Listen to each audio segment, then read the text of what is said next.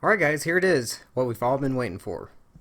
The Furious TrueD V3. Will it be enough to take down the Laforge V2? Let's find out. Actually, I've been using it. I already have a pretty good idea. This video, I actually plan on just showing you around, taking you through the menus and options and features. But like I said in the Laforge V2 review, I will be doing a back-to-back comparison with the two of these. So no flight footage in this video, just like I didn't do with the Laforge V2, but I will have flight footage in the comparison video. So when you purchase it, it comes in this one container, and this is what you get. The first thing you may notice is, well, it comes with a cover, unlike other receivers, hint hint. Not only that, but this was cheaper. The cover isn't 3D printed either, it's actually molded plastic, and it comes with these really sweet stickers. Not only do you get the diversity receiver and a cover, you also get a 90 degree and 45 degree as main connectors. Another thing about this is if you look right here, you now get a USB cable to update firmware or change firmware instead of having to use a FTDI adapter like most other diversity receivers use, if not all others. As far as installation, it is super simple, just like any other receiver that only goes in one side. You just line up the pins and then snap it in, and you're done. No drilling into your goggles, no cutting little holes, no running wires through it. Both antennas go on one side. By the way, completely ignore this. This is the other half of the Laforge V2. I don't feel like taking it off because, like I said, I'm going to have that other video coming up soon. So this is not included. It's just this. Speaking of this, I really like having both antennas on one side. That's just my personal preference. Some guys may not like that because the receiver itself is a few grams heavier. It's not that much heavier. We're talking grams. And also having both antennas on one side. So some guys say that it makes the goggles feel more heavy on the left side. And this is just me, I can't tell a difference. It's really not that heavy, and the antennas aren't that heavy. Then again, I'm using antennas like this. What I really like about it being on one side is if you're like me and use a head tracking module for your larger GPS builds, then you can have that.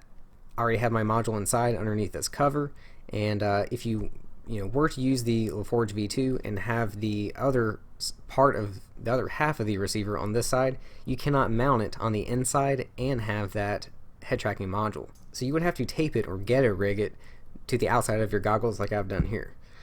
That's only if you use head tracking. Not many guys use it.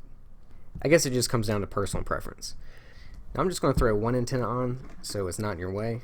By the way, I'm uploading a build video on these Pagoda antennas right now. If you feel like checking it out, great antennas, and they're really cheap too. Okay, let me turn some type of video transmitter on real quick. Alright, let's fire it up.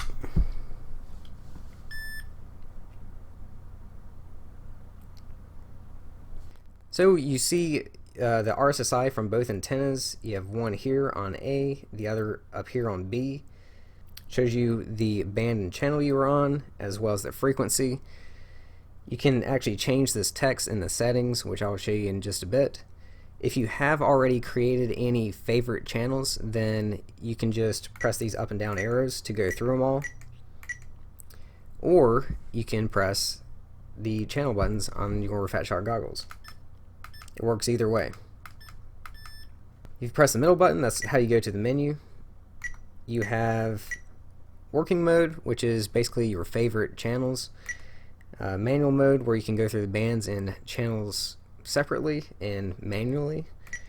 Smart search, which will automatically find the best bands and channels and frequencies. Band scanner and settings. So real quick, let's go to band scanner. This is a very nice graphical layout, much better than the ones that I've seen in the past. It's going to tell you which band and channel is the best.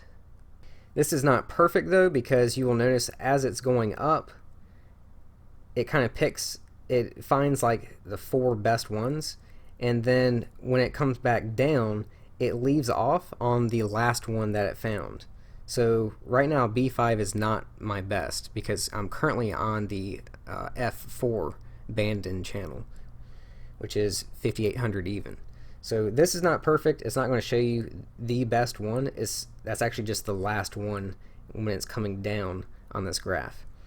I really don't find that to be that big of a deal because the whole point of that feature is just to see what frequencies your friends are flying on to help you out. So that way you don't have to ask them, because my friends, they never know what band and channel they're on. They never know what frequency they're on. I can ask them and they have no idea. They'll say, oh, I'm on R17. And like, what? Now, Smart Search actually does work. So you can click this. It is going to go through every single band and channel and find the best ones. Now, what's different from this one compared to the Laforge V2 is the Laforge, just like we saw on this band scanner, the Laforge, as it's finding the better and better frequencies, it will stop prematurely. And the best one is actually 1 or 2 away, but it doesn't make it to there because it doesn't scan them all first and then pick the best one. It just picks one that's really good, but not the best. This one actually scans them all first and then picks the best. So I really, really like this. This is much better. And if it so happens to not pick the absolute best one, you can just easily press the up and down arrows and switch to that one. Now if we go to manual mode, you can press the up and down arrows and it will go through every channel on that frequency and then go to the next band and go through all the channels on that band. If you want to skip bands, you can just hold down the button and you will skip bands, and then you can quickly go to that channel that you're looking for. If you want to make one a favorite, all you do is just hold down the middle button and it saves it. Then if we go to working mode, this is where all of your bands, or I should say frequencies, are saved. It's going to show you with these little dots the band and frequency. You can scroll through them all with the up and down arrows. If you want to erase a favorited channel, then go to it, hold down the middle button. You get the option to save or delete, and you can just delete. Now, why does it say save if you have already saved it? That's because if you save it again on the working, whatever you call this menu, that's how you set what your goggles will start up on. So if we go to F4, hit save again, I power them off, power them on, and it automatically starts up on F4. And like I said, I can still go through my favorites with the up and down arrows or with the channel buttons. As far as settings, the alarm, you can have none, 20%, 35%, or 50%. This is going to be like an RSSI warning, kind of like with your receivers on your flight controller. I don't know why they have this feature. It makes no sense to me because say my video RSSI is getting low, like the video is starting to cut out, I'm getting further and further away. While I'm wearing the goggles, I can clearly see that I'm losing video. I'm getting lines and breakup. So why would I want it to alarm me when I can see that I'm losing it? I don't know, but it's there if you want it. As far as the time up, I do find this to be useful. It's just going to make the buzzer sound after 15 minutes, 30 minutes, 45 minutes, or none. I have it set to 15 minutes. And one thing I do like is this buzzer is louder than the buzzer in the Fat Shark goggles, which I can never hear.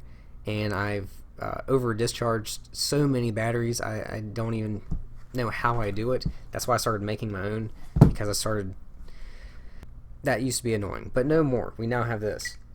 This is where you can actually set a special band and frequency. If your video transmitter, or I don't know of any video transmitters where you can do this, so wait, this feature is here if you want it. Looks like you can go as low as 5,300. If I set this to 5,999, then it lets you go up to 5,997. But it might be different if you change the band. I don't know. I haven't played around with this too much. I don't really care to. For a sign, like I said, on the main menu where it says Furious, you can change that text to say whatever you want. Filter, this is going to be how often it switches antennas. The default is normal, but you can also do high or low. Low means it's not going to switch as often, where high it's going to switch very often. I just leave it on normal. And calibrate, you can calibrate both antennas for your like your RSSI graphical readouts throughout the menus, just like you can with the Laforge V2. And that's it. So what are my overall thoughts? What do I like? What I don't like? I'll start with what I don't like, because it's only one thing. When I first put these into my goggles, it kept beeping and switching through the menus, and that's because this cover was holding down this button here. Like the hole didn't align with the button too well, and it was just being pressed down. I literally fixed that in like 5 seconds though. I just took the cover off, I drilled with a Dremel tool, or I didn't drill, I cut the hole a little bit bigger with the Dremel tool, and then popped the cover back on, and problem solved. That's it. That's the only problem I've had with these.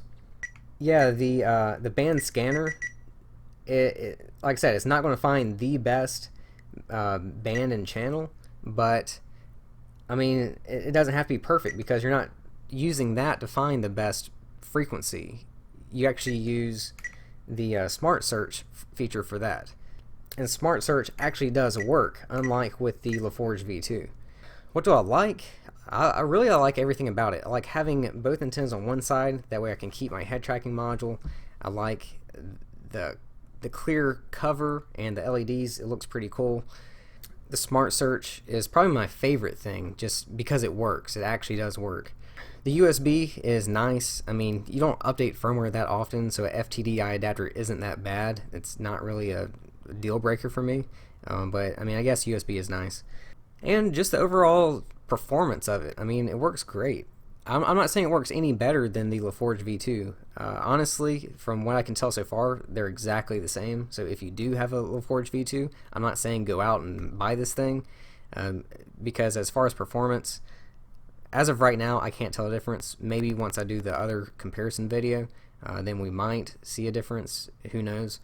But overall, I like it, and the price point is great. It's $80, and it comes with the cover and 2 SMA connectors, where the Laforge V2 was $105, did not come with a cover, and they don't even want to share the 3D printed file so you can 3D print your own. You have to buy it from somewhere else. That's just a headache. And also with this, I did not have to cut up my goggles, no drilling holes, no running wires through them. It was a very simple installation. You just saw how I did it. It takes 5 seconds. So that's going to do it for this one, guys. Like I said, stick around. I'll have that comparison video coming up soon. Thanks for watching, and I will see you again soon.